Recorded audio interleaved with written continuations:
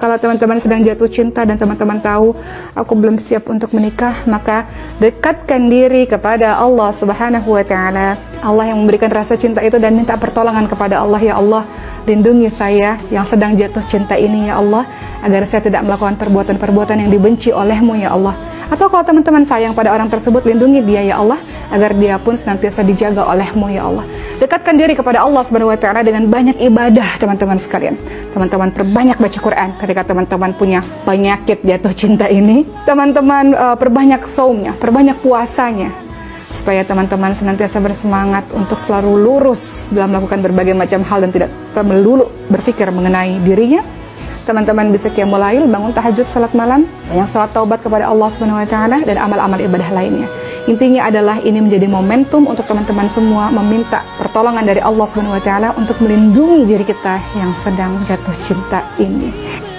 Ada kalimat, don't judge book by its cover.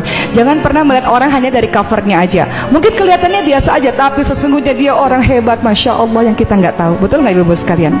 Banyak loh orang-orang hebat, orang-orang yang luar biasa, Masya Allah, penampilannya sangat sederhana, sangat tawadhu. Begitulah kita, kadang kita menilai seseorang dari penampilannya saja, sehingga kita merendahkan seseorang. Kita nggak pernah tahu apa yang ada pada dirinya, kehebatan apa yang ada pada dirinya. Dan para gadis, jagalah kesucian dirimu, kemuliaan dirimu, kelak kau akan diberikan laki-laki yang baik, sebagaimana dalam firman Allah dalam surah An-Nur 26. Perempuan baik-baik untuk laki-laki baik-baik, laki-laki baik-baik untuk perempuan baik-baik, perempuan keji, laki-laki keji, laki-laki keji untuk perempuan yang keji. Jaga kemuliaan dirimu, kesucian dirimu. Engkau mahal teman-temanku, engkau mahal dan engkau berharga. Jangan sampai engkau rusak kesucian dirimu dengan perkara hawa nafsu yang cuma beberapa saat saja. Kita menjadi wanita baik dan laki-laki baik pun akan datang kepada kita. Kalau zaman sekarang ada jenis wanita yang kerjaannya rebahan. Kaum rebahan gak bakal jadi apa-apa. Kerjaannya nonton drakor melulu atau web series melulu. Kenapa jadi penonton terus? Saatnya jadi pelaku dong. Kenapa nonton terus dari pagi sampai malam, pagi sampai malam? Kenapa jadi kaum rebahan terus sementara orang-orang sudah berlari mengejar mimpinya? Mimpi itu macam-macam ya teman-teman. Bisa bekerja, bisa mendidik anak, bisa yang lain-lain. Itu Masya Allah. Maka siapapun yang pacaran, ketahuilah pacaran sebelum menikah adalah hawa nafsu belaka. Cinta hanya ada setelah pernikahan teman-teman sekalian, yakinlah itu. Ketika engkau pacaran, syaitan akan bisik-bisik. Syaitan gak akan bilang ayo zina, tidak. Syaitan akan step by step, step by step, step by step. Ayo pegangan tangan dulu, ayo cium kening dulu, ayo pelukan dulu, dan seterusnya. Itulah cara kerja syaitan, sedikit demi sedikit. Makanya tadi kita baca surah An-Nas, yuwaswisu fi sudurin nas minal jinnati wan nas. Ada yang membisik-bisikkan kepada hati manusia, syaitan dari kalangan jin dan syaitan dari kalangan manusia. Ayo, ayo, ayo pacaran gak apa-apa. Allah katakan wala taqrabuz zina innahu kana fahisya wa sa'a sabila. Jangan dekati zina. Zina adalah sebuah perbuatan yang buruk, sebuah perbuatan yang keji dan sebuah jalan yang buruk teman-teman sekalian. Tentu saja kalau keluar rumah pakai hijab. Boleh nggak pakai hijab? Boleh kalau udah nenek-nenek banget. Nenek-nenek itu masih cantik loh bu, 60-70 tahun tuh masih cantik. Ntar kalau udah bener-bener ketika orang lihat biasa aja ya boleh lah gitu. Tapi 60-70 tahun tuh masih seger, masih cantik ya. Apalagi 20-30 tahunan seperti seperti bunga yang merah merekah dan kumbang-kumbang berdatangan. Jadi pakai hijab. Dalam surah Al-Ahzab ayat ke-59, yudnina 'alaihina min jalabibihina dzalika adna yafrahna fala yu'dzain. Ulurkan jilbab ke seluruh tubuh supaya kamu mudah dikenal sehingga tidak diganggu.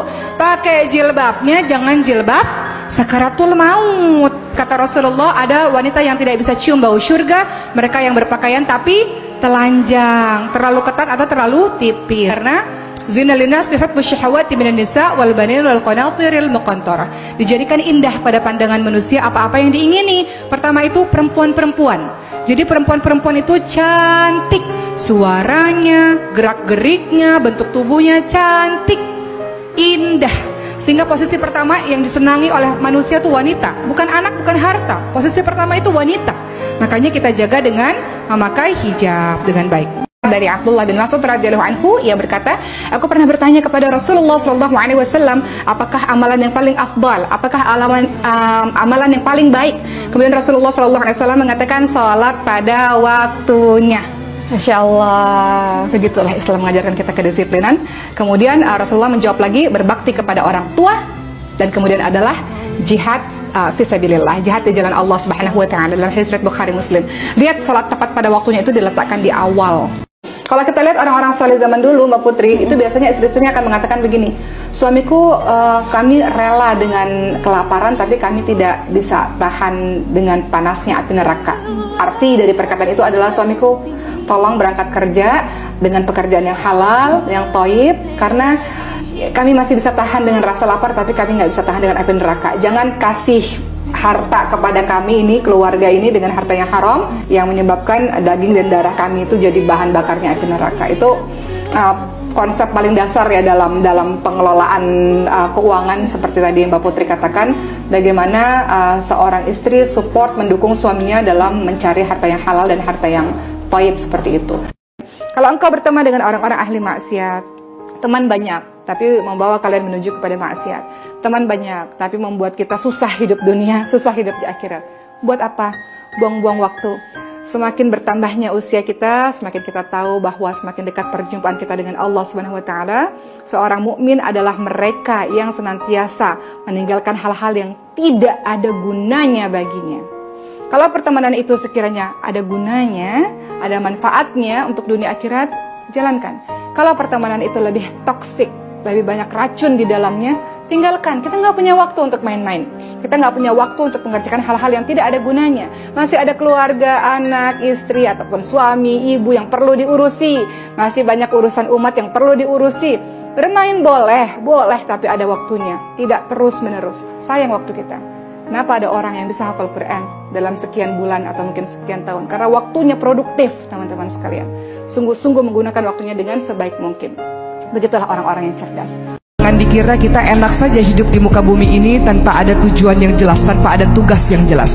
Tugas kita adalah beribadah, tugas kita menjadi seorang pemimpin yang melakukan kebaikan untuk bumi ini, dan kemudian yang ketiga adalah tugas kita sebagai umat terbaik mengajak orang lain pada perkara yang baik-baik, mencegah orang lain pada perkara yang buruk-buruk. Jadi nggak bisa kalau mengaku hambanya Allah kemudian jadi baik sendiri dan tidak peduli dengan orang lain.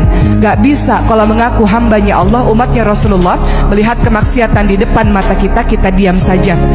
Makanya dikatakan kalau melihat kemaksiatan di depan mata kita, halangi dengan kekuatan atau kekuasaan kita. Kalau tidak bisa, halangi dengan lisan kita.